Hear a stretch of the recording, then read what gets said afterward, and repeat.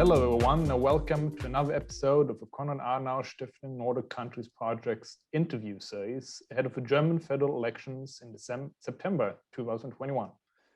My name is Richard Forsén, and I work as project coordinator and research associate at KAS in Stockholm. KAS is a German political foundation with projects in more than 120 countries. KAS established a new office in Stockholm back in autumn 2019. With events and research projects cover the whole Nordic region. As part of this series of interviews, we have decided to ask Nordic experts with a long-term experience of Germany and German politics to tell us more about the expectations ahead of the German federal elections and to give us their perspectives ahead of the German election. Joining us today on a Zoom link from Denmark is Kerrin Linde, foreign editor of Danish daily Kristeligt Dagblad. Hello, Kerrin. Hello. Thank you so much for joining us today. Yeah, nice to meet you. First off, Kerrin, as member of a Danish minority in southern Schleswig in Germany, your relationship with Germany and Dano-German relations is a quite personal one. Would you like to tell our international audience a little bit about your background and your relationship with Germany? Yeah, I was born in Schleswig in 1971 and went to school in Flensburg, which is right at the border between Denmark and Germany. And this border has been moving several times during history and was defined by a referendum in 1920. And due to that referendum, there is a Danish minority south of the border and a German minority north of the border. And my family decided in the beginning of the 17th to join the Danish minority because they thought that the Danish culture was more attractive than the German, you could say. And so I went to Danish kindergarten and Danish school, but I always have had my German passport. And I studied in Denmark, studied journalism in Aarhus. And recently, last year, I actually became a dual citizen. So I now have both a Danish passport and a German passport. Oh, wonderful. I've been working as a journalist for more than 25 years and also been a correspondent for the Danish news agency earlier in Germany for 4 years. So I've always had this dual perspective to both my home countries, you could say. Would Germany's role in Europe be today, and what maybe, in your view, should Germany's role be in Europe? And Germany is, as the biggest country in the European Union, of course, a very important player in the European Union and also in the world.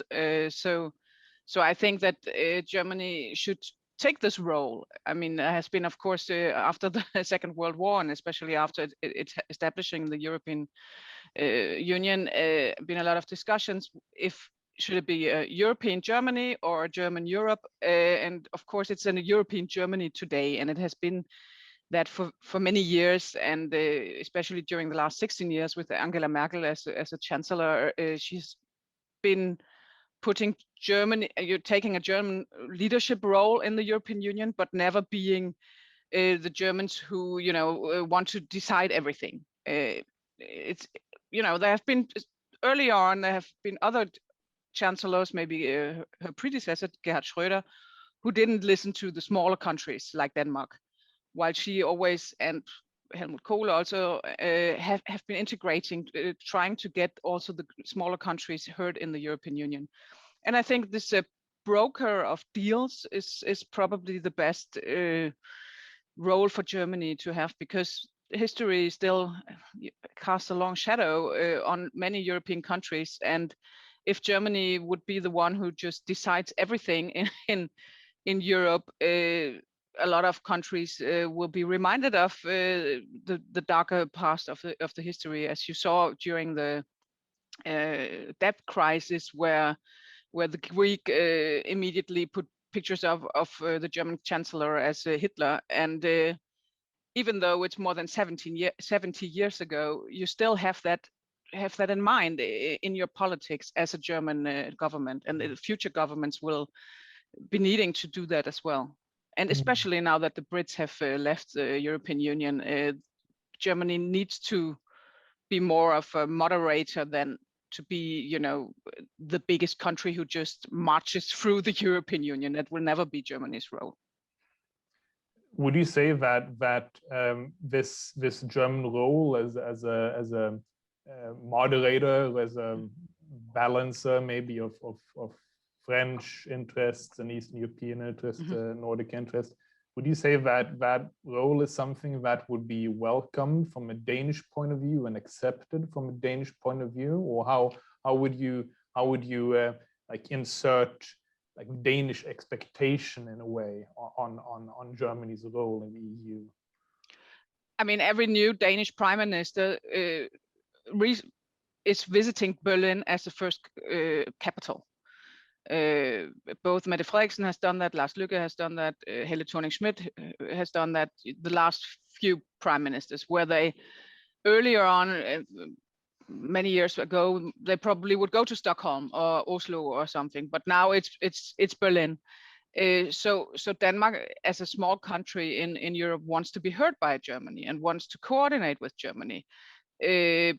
But of course, Denmark is well aware of that it's not France, you know. So in that way, I think it's important to coordinate and you know, you have with the way the European Union is set up, every country has its own voice, and there, even though you have this double voting system, you still are a Danish prime minister is just as important as a German chancellor on the table at the summit. But of course, there is more power in a German chancellor than in a Danish prime minister. But there are still a lot of cooperation, and we had this during the refugee crisis and also now during the Corona crisis, where the borders were closed. There were some tensions there, of course, because do you speak with each other before you close the borders or don't open them, as you put it? So in that way, I think they're coordinating pretty well, and we had this German-Danish friendship year last year that was cancelled mostly due to Corona, but that's going to be reinvented this year. So it's our most important partner in Europe, though we have a partnership with the Nordic countries. That's a special relationship. I understand. And now moving on to September's election in Germany. Much current polling paints the German Green Party as potentially becoming the largest party in the Bundestag, and therefore the primary victor of the September elections, at least as polling looks like now. And some discussion is also ongoing about a possible green-black coalition on a federal level between the Greens and the CDU and CSU, similar to in Baden-Württemberg. If such a development would happen, as the opinion polls paint it right now, what effect or which effects would you expect such a green election victory to have on Denmark, Danish politics, and maybe the Nordics after Merkel's 16-year chancellorship? I mean, right now the polls are very balanced. I mean, there are still some polls where some polls where the CDU has a lead in front of the Greens. So I think we should all take this a bit slow, because there are still a lot of months until September 26th. But of course, if the Greens get maybe a major role or leading role in a coalition, it will be very welcomed by in Denmark, in that way that we have the same agenda on climate and sustainable energy, and some of the other Scandinavian-inspired politics that the Greens have, taken over. I think in that way it would be a more easy cooperation, maybe, but I don't think that a German government, if it's a black-green or a three-party government, will have a direct influence on the Danish politics in that way. But of course, if you get a green chancellor even, then Denmark as a country with a really leading role on this agenda, on the climate agenda, would probably be an important partner for a green chancellor, I guess. You mentioned Scandinavian-inspired policy amongst the Greens? Is there any specific beyond the climate change, of course, issue as a meta topic? Is there anything else you would like to point out as Scandinavian inspired? You can see in Schleswig-Holstein, for instance, where there also has been a government with the Greens and the Social Democrats and the party of the Danish minority some years ago, and now we also have the Greens in the government there. They are always, because it's close to the border, they are looking towards Scandinavia, for instance, with digitalization, which has been a huge topic in Germany during the Corona crisis, because you could see that there's a lot of stuff that's not working in Germany because it's not a digitalized country. And in Denmark, of course, Denmark has the size of a minor German state. You know, it's 6 million people. It's not. It's like I don't know, Hessen maybe. You know, so it's of course totally different than a country with 86 million inhabitants. But there are some in digitalization and social policy in those terms there will be, and human rights records early on at least, there is some inspiration to get from Denmark, and where especially the northern German politicians, for instance, the co-chair of the Green Party, Robert Habeck, who is from Schleswig-Holstein, they look towards the north to see if things can be done a little bit more smooth or unbureaucratic than in Germany. So in that way, I think, yes, there are several agendas where Denmark or Scandinavia, also Sweden, Norway, could be of inspiration for German politics. Moving back a bit to last summer and the debate last summer about the European Corona Recovery Fund, in which Denmark, together with if I'm not mistaken, Sweden, Austria, the Netherlands, and later Finland as well, kind of created a more the frugal four. More frugal four, yes, or five. Yeah. How would you say that? What was the Danish reaction to the, in my view, a bit surprise of Germany being quite maybe not being so much a mediating power, or like a more frugal power, and more going on the French line, you could say. The shift in German politics, where we always have had this spar thing, as you say in German, that was of course a major story in the whole of Europe, that Merkel suddenly was open for taking those loans on everybody's behalf, and not only paying for it herself, as Germany used to do. So in that way, I think, as we all know, the frugal four with Denmark was not that interested in those Eurobonds and the change in politics.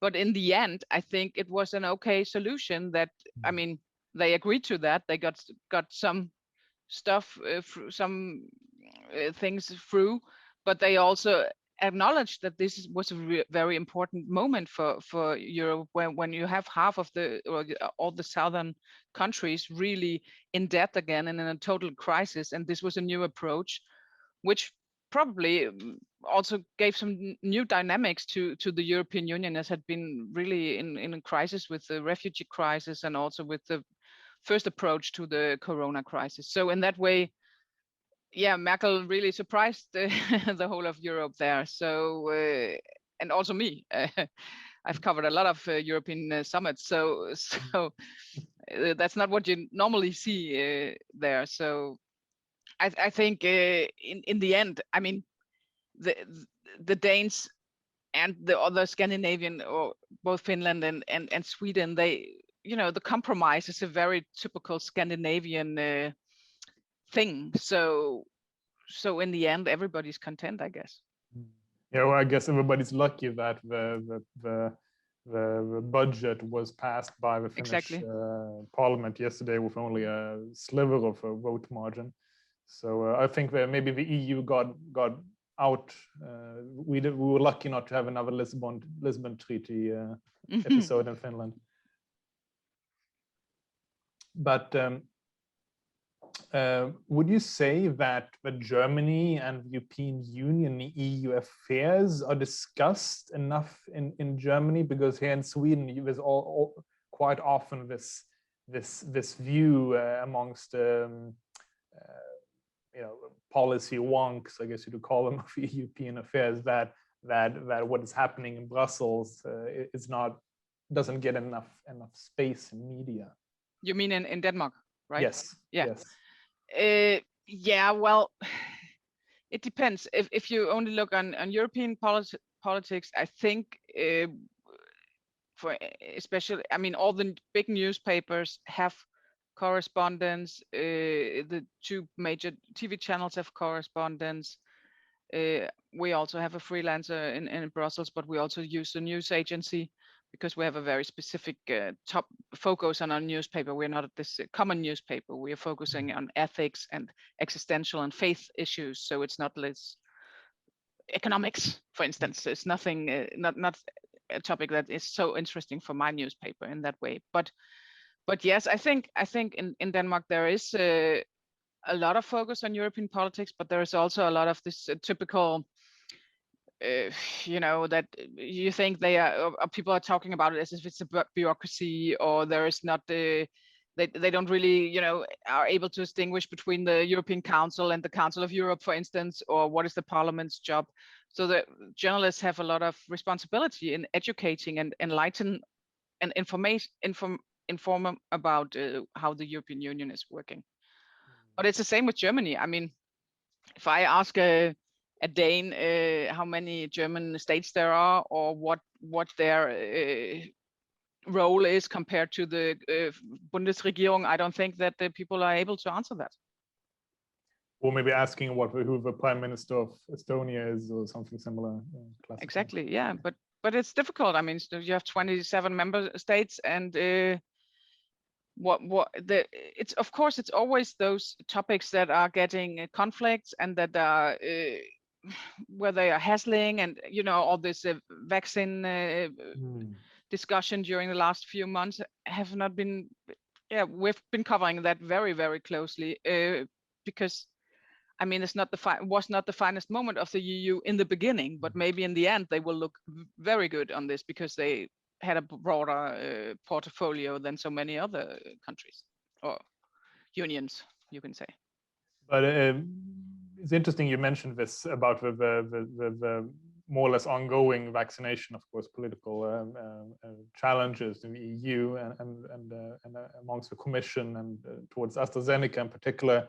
Mr. Frederiksen quite interestingly, if I'm not mistaken, visited Israel with Sebastian Kurz, the Chancellor of Austria, and has, in my view, been quite a bit of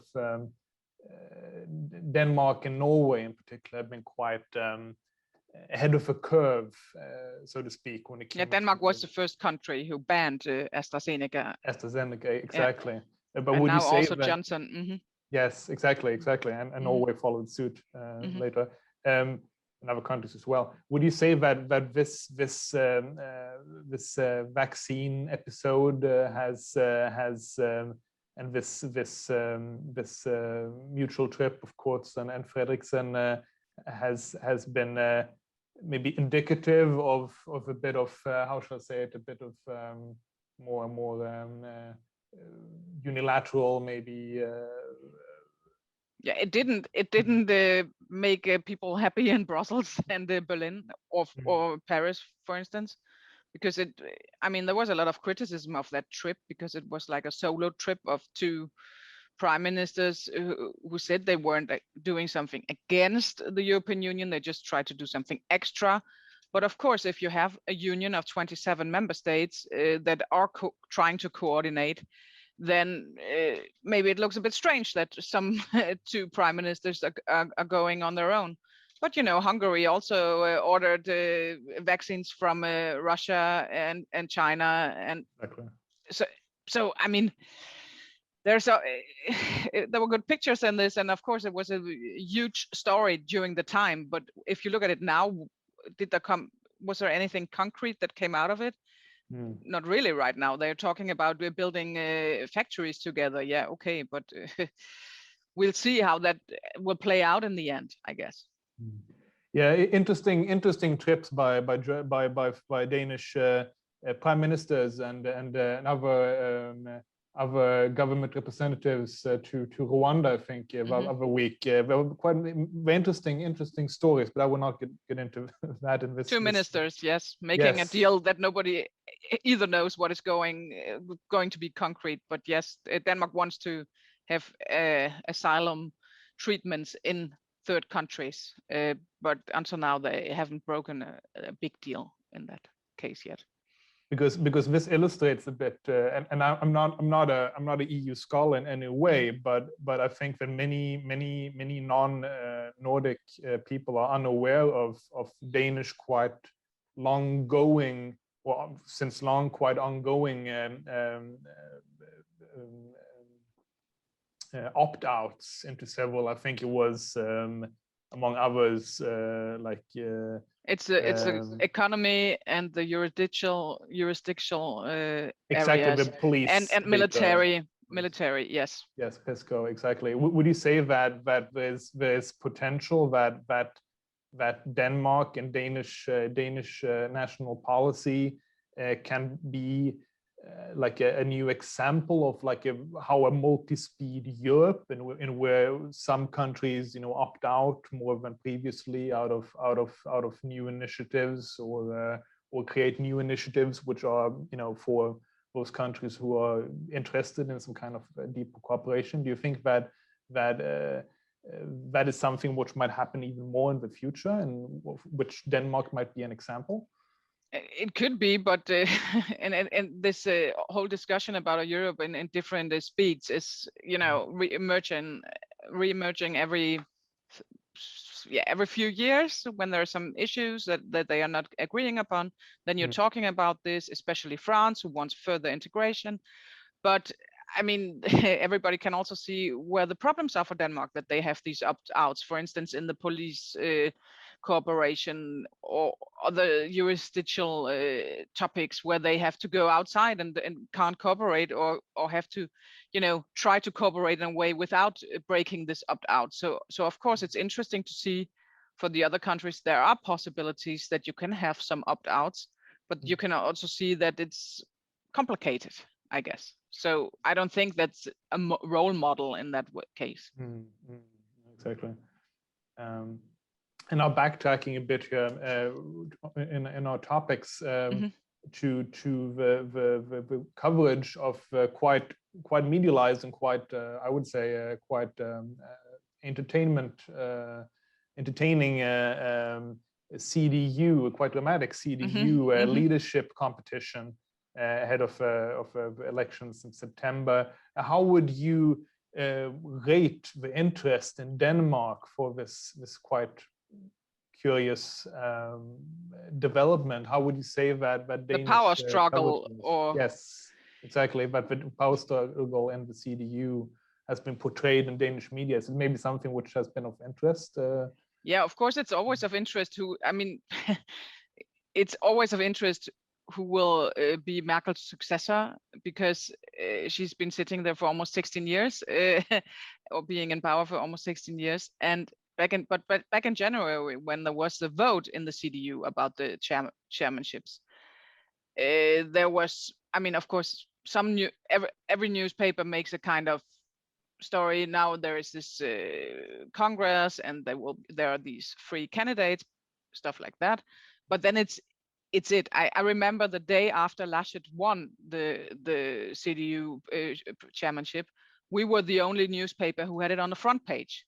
Wow. Out of 5 regional or national dailies, dailies, and our approach was like a mild Catholic is now in charge of the CDU, and what can he do, or something like that. But other newspapers also covered a lot. But I mean, he's not has not that star quality like the Greens Chancellor candidate Annalena Baerbock, which has had a major coverage after when she was elected. But you know, I just actually checked it, and there has been in Denmark in the last half year almost 500 articles where Laschet's name has been mentioned, and 324 where Annalena Baerbock's name has been mentioned, but she came from behind, you know. Exactly. So, and the power struggle between Armin Laschet and Markus Söder was, of course, very interesting. But also, it's also difficult because you have to explain what is the CSU. How come that there is a party that's only in Bavaria, and there's another party that's in government, and they're both in government, but they're also one party. And it really, you know, you have to explain it in a pedagogic way, and you have the whole history, and I think a lot of audience think, okay, two guys fighting about this, but where's the difference, and why? I don't know. We had some articles about it, and I think there's been a change in Danish media. You know, every time there's an American election, there's massive coverage. Every journalist is in New Hampshire in the primaries, and everyone is in the US. But there are not very many Danish journalists who speak German. So I can see it every time when we get closer to a federal election in Germany, there's more interest. But this time it's different, because this time it will be really interesting, because, you know, during the last, when I was a correspondent in Berlin in 2005 when Merkel came to power. And I remember I got a phone call from a Danish national radio, and they asked, who is this Merkel? You know, like this, we want to know who this person is, who had been in charge of the group of CDU and the party for several years at that time. So, I mean, there's a bit, you know, I wouldn't call it ignorance, but I would call it a blind spot, because people don't speak German. So in that way, it's much easier to follow British or American politics, and it's also more colorful. You have Boris Johnson in the UK, and we had Donald Trump for the last 4 years in the US. So it was Trump all over the media. And in that way, Merkel has or German politics in general has a bit more, you know, low, I don't know, it's not that exciting in that way, but I think personally it's super exciting, of course. So might green be the dash of color which might reawaken more mainstream Danish interest or concern or with German politics in Berlin? Yeah, I think there has been a lot of coverage of the Greens after this, you know, portraits about what is this party. I mean, maybe there are some Danes who remember Joschka Fischer from when he was very flamboyant foreign minister, and but now there has been stories about their politics. Who are they? What do they want? About the media, or the criticism and also discrimination against Annalena Baerbock, which is a bit interesting. You know, you have a female chancellor, had the female chancellor for almost 16 years, but now there's another woman who's younger, who has children, which Merkel doesn't have. Then there's a huge debate, and that's been covered in Denmark. And I can also see that, for instance, the Danish public national radio and TV, DR, they are sending extra people to Germany this year to cover the election, which they actually that summer when Merkel, or that after autumn when Merkel became a chancellor, they had just withdrawn the correspondent from Germany. So there's more interested in it than earlier, but I think there still is this huge problem that there are not very many Danish journalists who speak German. I see. Might there be maybe a post-Trumpian vacuum when it comes to foreign policy developments that might be filled maybe by more interesting European developments? Yeah, probably, because you have, of course, we all notice what the Biden administration is being close to closer to its European allies than the Trump administration was. We just had the American foreign minister in Copenhagen this week. So there's of course interest in that, and maybe a bit more focus on what will happen in Europe now that the American situation is normalized, or what you would call it. But there is still, it's still strange because you have to explain what's going on in Germany in order to understand how Germany is acting in the European Union, and that's of course a challenge for journalists in Denmark and in the rest of Europe, because you need to be able to understand German in order to do that. And we just had a discussion in Denmark again, which comes up every few years, that in Denmark children are getting Germany in the 5th grade in school, but there are fewer and fewer who are taking Germany on a high level, or taking German lessons on a high level in high school. And 2 universities, one business school and one university, have altogether cancelled their German classes. They don't have. You can't study German on a Copenhagen business school anymore because people are not interested in it. And that's an issue in covering Germany. I mean, Berlin is totally hip amongst Danish tourists. People buy flats there, but they don't understand the language. And like we are talking English and not German, for instance. And when a Danish prime minister is visiting the German chancellor, they mostly also the person will mostly also speak English. It's really rare that a Danish politician will speak German in public at a press conference with the German politician. Maybe 1 out of 8 or something. Oh wow! Who would have been the last German or last Danish politician that you can remember who did that? Just Willy Søvndal, the foreign minister some years ago under the Thorning government. When he visited Guido Westerwelle, who was the former minister in Berlin, he spoke German. I remember that, yeah. But it's, they say maybe 2-3 words in German to be polite, and they probably understand it, but it's also, maybe it's an embarrassment to get something wrong with the grammar or whatever, and then you maybe don't say it in public. But I think it's embarrassing if when Merkel was in Copenhagen in 2015, and all journalists asked questions in English to a German chancellor. It was really, I even wrote an editorial about it because I thought it was so embarrassing. So, and like you say about the Copenhagen Business School, and with Germany being, I would guess, Denmark's absolutely largest trading partner. That's massively indicative of quite a challenge. If even the Copenhagen Business School, which I know for its excellence, doesn't. It's really good school, yeah. But if the students don't want to study German, what to do? That's this latest debate actually erupted because a school teacher said, "Why should we still teach German in school? Because everybody speaks English." But in Germany, not everybody speaks English. That's a total lack of cultural knowledge about the biggest country in the European Union and our biggest neighbor. Reminds me of something a Japanese gentleman said to me, that you can either talk to somebody who knows what we're talking about, or you can talk to somebody who speaks English. I guess. Yeah, exactly. But so what would you say, focusing now on the challenge of maybe making Germany and also wider European perspectives more available in Denmark? You mentioned the language barrier.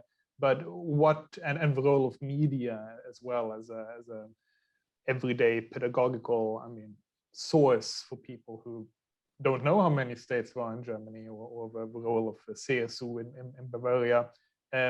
What else could still be done? What could, for instance, we in the Konrad Adenauer Stiftung do, for instance, to raise awareness and to improve the situation? I think it's about access, probably. If you have some interesting sources or interesting some, you're affiliated with the CDU, if you have some hot shots of the CDU that we could be able to talk to, I think that could be a good point, get to know those people, it's all about human resources and human interactions.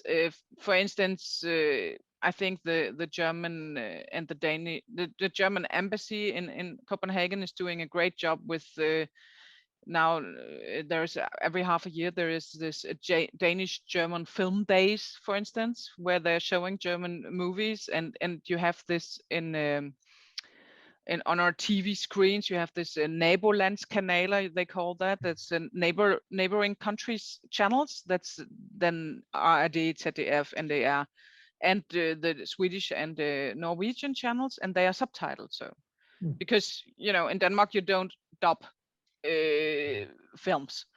So if you watch like Tatort, for instance, on ARD, then there will be Danish subtitles, which normally, I mean, for me as a native German speaker, it's annoying, but for Danes, they will have access to German culture that way. I think stuff like that, cultural cooperation, cultural enlightenment, you could call that. I think that's a way forward, because Germany is also cool in Denmark. As I said before, that people go to Berlin or Hamburg, or they are, after the wall came down 30 years ago, they have rediscovered Germany. They've seen that it's a great country and nature and culture. So in that way, there are a lot of possibilities, but you still have the language barrier. And that's the way that's a thing you have to overcome somehow.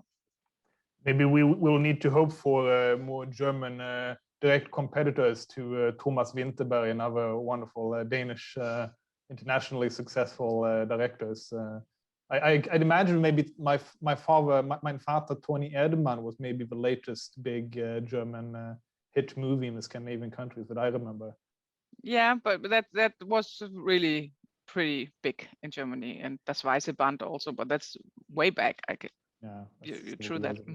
Yeah, well, we have to step up the game in that case. But now, rounding off our discussion with somebody, I mean, of all the people we've been speaking to, I think you have absolutely the most archetypical deep experience of both Germany on one side and Denmark and a Nordic perspective on the other side. What would you say might be things that Denmark could learn from Germany and Germany could learn from Denmark? If you could just copy paste something for the sake of improvement for everybody, what would that be? I think that the Danes could maybe learn be a little bit more humble from the Germans, because the Germans don't, you say we are Exportweltmeister and stuff, but Germans are pretty humble on the international stage because of history.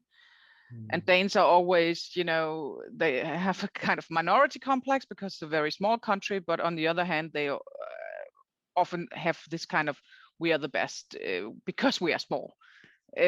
So in that way, just to see a bit more humbleness, but on the other side, Germans could look to Denmark to learn to do things more simple and smart, like the digitalization and less bureaucratic and less stiff upper lip. It's possible to do both, and yeah, I think it also has about the thing between humans, the human cooperation. Yeah, now I lost it. but some things of not being this national. In Denmark, you have had this tendency of a little bit very much national politics, and Germany is more open-minded today than Denmark is. Maybe you could look a little bit more in that direction, I guess. Interesting points. But thank you so much for your time today, Sharon. Ja. Superbra. Tack så mycket för din tid. Ja, selv tak. Hej hej.